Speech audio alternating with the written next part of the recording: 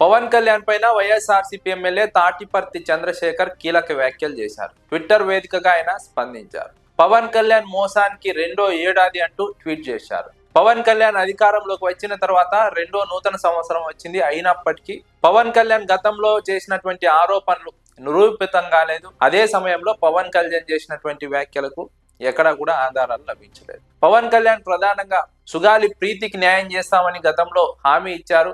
ఆ హామీ అమలు కాలేదు. అదే విధంగా వాలంటీర్లు దాదాపు 1000 మంది మహిళల్ని లేదా అమ్మాయిల్ని కిడ్నాప్ చేశారంటూ పవన్ కళ్యాణ్ గతంలో ఆరోపణలు చేశారు.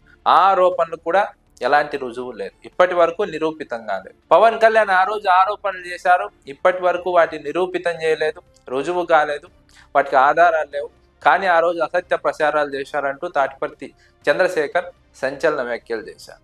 మోసానికి రెండో ఏడాది అంటూ పవన్ కళ్యాణ్ పైన తాటిపర్తి చంద్రశేఖర్ చేసినటువంటి వ్యాఖ్యలు రాజకీయంగా ఆసక్తిని రేపుతున్నాయి. పవన్ కళ్యాణ్ గతంలో వాలంటీర్ వ్యవస్థ పైన తీవ్రంగా విమర్శలు చేశారు. వాలంటీర్ వ్యవస్థ వల్ల రాష్ట్రంలో అమ్మాయిల కిడ్నాపింగ్ జరిగింది, అమ్మాయిల అదృశ్యం జరుగుతోందని మాట్లాడారు. అధికారంలోకి వచ్చారు. అధికారంలోకి వచ్చిన తర్వాత ఆ మాట ఎత్తలేదు, ఆ ఊసే ఎత్తలేదు. ఆ కేసుకు సంబంధించి ఏమైందో తెలియదు, ఆ వ్యవహారం గురించి ఏమైందో తెలియదు, ఆ రోజు చేసిన ఆరోపణలు ఏమయ్యాయో తెలియదు. వాటికి ఆధారాలు లేవు, రుజువులు లేవు.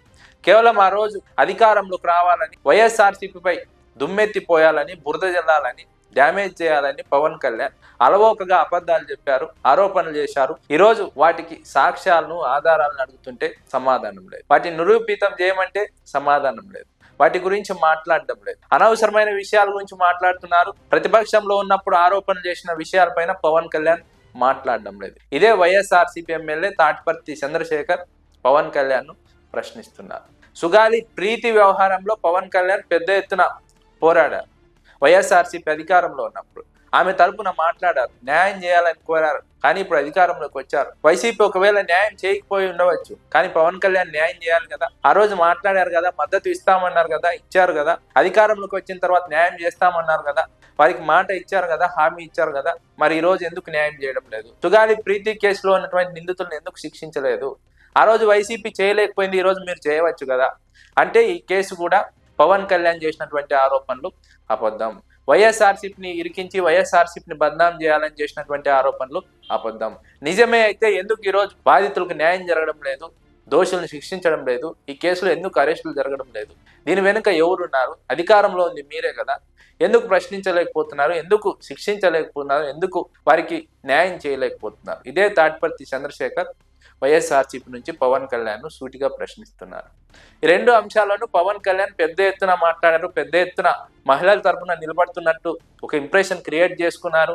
తీరా అధికారంలోకి వచ్చిన తర్వాత ఈ అంశాలు పక్కదో పట్టాయి. ఈ అంశాలను పట్టించుకోవడం లేదు, మాట్లాడడం లేదు. దీని గురించి మచ్చుకైనా ఎక్కడా కనిపించడం లేదు. అంటే పవన్ కళ్యాణ్ చిత్తశుద్ధి ఏంటో ఇక్కడ అర్థమవుతోంది. అబద్ధాలు చెప్పడం లేదా ఇచ్చిన మాట నిలబెట్టుకోకుండా తప్పడం చంద్రబాబు మాత్రమే అందరూ అలవాటు అనుకున్నారు. చంద్రబాబుతో జత కట్టిన పవన్ కళ్యాణ్ కూడా ఇప్పుడు అలవాటు అయిందని చాలా మంది మాట్లాడుతున్నారు. ఇచ్చిన హామీలను మర్చిపోతున్నారా? మతిమార్పు వ్యాధి ఉందా?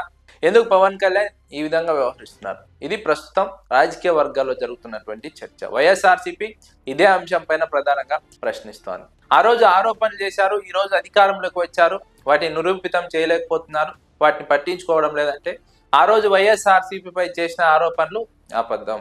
పవన్ కళ్యాణ్ ఈ రోజు చర్యలు తీసుకోలేదంటే దాని అర్థం పవన్ కళ్యాణ్ చేసిన ఆరోపణలన్నీ వైసీపీ పైన అబద్ధమని, పవన్ కళ్యాణ్ చర్యల వల్లే అర్థమవుతోందని విశ్లేషకులు అంచనా వేస్తున్నారు.